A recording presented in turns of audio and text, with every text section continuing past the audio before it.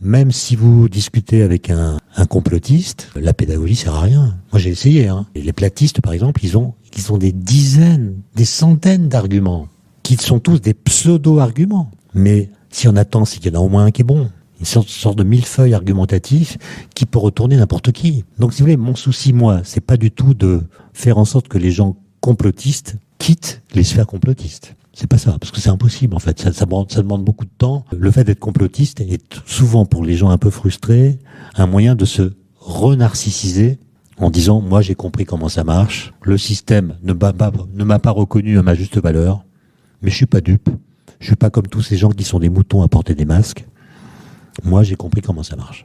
Donc, je m'extrais de la foule par le fait que j'ai compris des choses que la foule n'a pas comprises. Et en fait, c'est une question de narcissisme, et c'est pas la pédagogie scientifique qui va défaire ce nœud-là. Par contre, mon souci, c'est d'empêcher que des jeunes gens deviennent complotistes.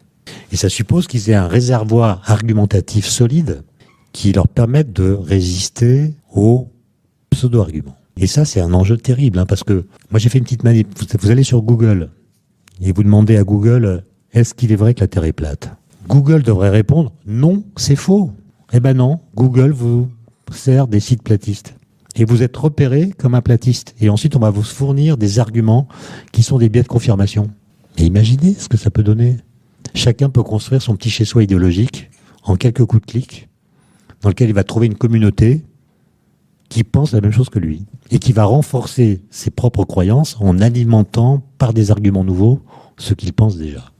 Et ça, pour la démocratie, la République, ça me paraît être un danger énorme, puisque au lieu de penser la société comme des classes sociales qui s'affrontent politiquement, on est plutôt invité à la penser comme des strates cognitives, enfermées dans leur chez-soi idéologique, numérique, je dirais, qui ne communiquent plus entre elles, et chacun va considérer que les valeurs que défend sa communauté numérique sont plus importantes que les valeurs du contrat social, au sens de Rousseau.